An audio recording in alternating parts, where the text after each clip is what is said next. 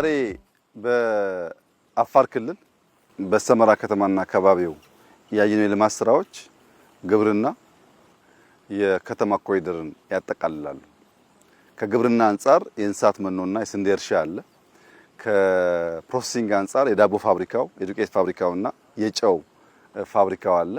የከተማ ኮሪደር ደግሞ በጣም ሰፋፊ መሰረተ ልማቶች የተሰሩበት ያለ ነው እና ገጠሩን ከከተማ የሚያሳስር የልማት ሀሳቦቻችንን አስተናስሎ ምናስበውን ብልጽግና የሚያስጨብጥ ጅማሮዎች አሉ። እነዚህ የመኖ እርሻዎች በ500 ሄክታር ገደማ የታረሰው አዲሱ የሳር ዝርያ ነው። አንዴ ከተዘራ በኋላ ለ3 ዓመት በየ45 ቀኑ ሃርቨስት የሚደረግ ነው። እዚህ አካባቢ ላይ አልፎ አልፎ የዝናብ እጥረት ሲያጋጥም በድርቅ ምክንያት ከብቶች እንዳይጎዱ አፋር አካባቢ፣ ሶማሌ አካባቢ፣ ቦረና አካባቢ የጀመርነው አዲስ ልምምድ ነው። ከዚህ ቀደሙ ድርቅ መጥቶ ከብቶቻችን እንዳያልቁ የሚያግዝ ስራ ነው። አሁን ያየነው 5 ሄክታር ገደማ ነው። ከዚህ በላይ መስፋት ማደግ አለበት። ዝናብ ካለ እና ድርቅ ከሌለ ብዙ ላያስፈልግ ይችላል። ግን ድርቅ ያለበት በቂ ዝናብ ያለበት አካባቢ ደግሞ ካለ መኖን እየጫን ወስደን ለአርሶ አደሩ እስካሁን ባለው ሁኔታ በነፃ ነው የሚከፋፈለው። ይሄ ከመኖ አንፃር በጣም ጠቃሚ ነገር ነው። ቅድም ያየነው ደግሞ የስንዴ ምርት አለ። ከ1500 ሄክታር በላይ እንዲሁ በኢሪጌሽን የተሰራ ነው። በበጋ በዚህ ጊዜ አፋር ላይ በዚህ ሙቀት ስንዴ ማምረት እንግዲህ የሚታሰብ ታሪክ አልነበረም። ከዚህ ቀደም መኖም ቢሆን አምርተን አናቅም። መኖ አዲስ ታሪክ ነው። ስንዴ አዲስ ታሪክ ነው። እዚህ የምናመርተውን ስንዴ ደግሞ ቅድም ባየነው የቀዳማዊት እመቤት ኦፊስ በሚያሰራው የዳቦ ፋብሪካ በቀን 300 ሺህ ገደማ ዳቦ ያመርታሉ። እስከ 450 ኩንታል ገደማ ዱቄት ያመርታሉ። የሰመራ አጠቃላይ ፖፑሌሽን ከዚህ የሚያንስ ስለሆነ ፋብሪካው ለመላው ማህበረሰቡ በእጅጉ የሚያግዝ ነው። ስንዴው በቅርብ ርቀት ስላለ ዳቦ አምርተው ለህዝቡ በረከሰ ዋጋ ሊያቀርቡ ይችላሉ ማለት ነው። ኮሪደር በሚመለከት በጣም ጥሩ ጅማሮ ነው ያለው። የሰመራ የኮሪደር ልማት ከሌላው አካባቢ ለየት የሚያደርገው ብዙ የሚፈርስ ቤት፣ ብዙ የደቀቁ ሰፈሮች የሉበትም። ይብዛ የሚነስም ግንባታው ጥሩ ነው። የሚያስፈልገው መንገድ፣ የፍሳሽ ማስወገጃ ስርዓት መዘርጋት፣ የመብራት ስርዓት መዘርጋት፣ ግሪነሪ መትከል እና የከተማን ስታንዳርድ እንዲጠብቅ ማድረግ ነው የሚቀረው። ሰፋፊ መንገድ ስራዎች ተጀምረዋል።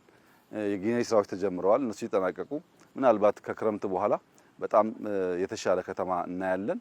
በእርሻ ያየነው አመርቂ ስራ ነው።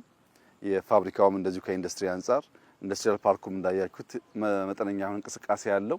እነዚህን በማያያዝ አፋር የሚያርስ ያን ፕሮሰስ የሚያደርግ ለምግብነት የሚያቀርብ ለከብቶቹ መኖ የሚያቀርብ ከሆነ በሌማቱም በእርሻውም በኢንዱስትሪውም በተሟላ መንገድ አካባቢውን ሊቀይር የሚችሉ ስራዎች ናቸው ተብሎ ሊወሰድ ይችላል። በእርግጥ አፋር ካለው ፖቴንሻል አንጻር የተሰራው ስራ በጣም ተጋኖ መታየት የለበትም። ከዚህ 10፣ 20፣ 30 እጥፍ ማደግ የሚያስችል ፖቴንሻል አለው። ሰፊ መሬት አለው። ውሃ እንደምታዩት እዚህም አለ፣ ዘማዶም ግድብ አለ። በደንብ መጠቀም ከቻል በእርሻ ረገድ ቢያንስ አፋር ራሱን ለመመገብና ለአካባቢ ሀገራት ኤክስፖርት ለማድረግ የሚያስችል ብቃት አለው። በማዕድን አፋር ይታወቃል። ሰፊ መሬት ስፋት ነው ያለው። ሽፋኑ በጣም ሰፊ ነው። ወደ እርሻነት ከተቀየር ነው እና ከተጠቀምንበት በጣም ለኢትዮጵያ እድገት ለኢትዮጵያ ብልጽግና በእጅጉ የሚጠቅም ከባቢ ሊሆን ይችላል ማለት ነው። ዋናው ነገር መትጋት፣ መስራት፣ አይን ገልጦ ማየት ያስፈልጋል። ውሃው ተኝቶ መሬት ተኝቶ መኖ የለም ማለት ኃጢአትም ጭምር ነው። አፈሩ እንደምታዩት ነው። ውሃ ካቀረብለት አልፋልፋን ወይም ሮዳስን በማምረት ለከብቶቻችን መኖ ማቅረብ ስለሚቻል የጀመርነው ጅማሮ በጣም ተስፋ ሰጪ ነው። በጣም ጥሩ ስራ ነው። ከዚህ በላይ ግን መትጋት መጣር አለብን።